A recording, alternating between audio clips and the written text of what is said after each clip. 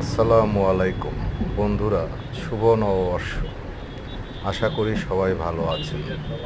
আজ এই নববর্ষের দিনেও অফিসের কাজে বের হয়েছি এবং পাশাপাশি নববর্ষের দাওয়াত খেতে। আমি এবং আমার বস সহ আজকে যাচ্ছি গোবিন্দপুর ইউনিয়নের চেয়ারম্যান মল্লিক সাহেবের বাসায় পান্তা ভাতের দাওয়াত খেতে।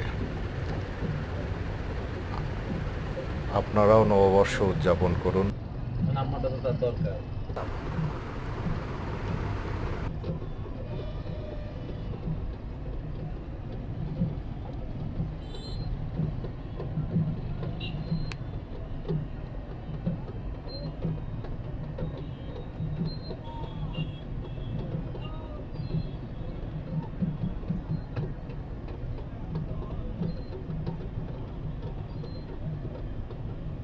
শাহানাকে লাইনে নিয়ে আসবো।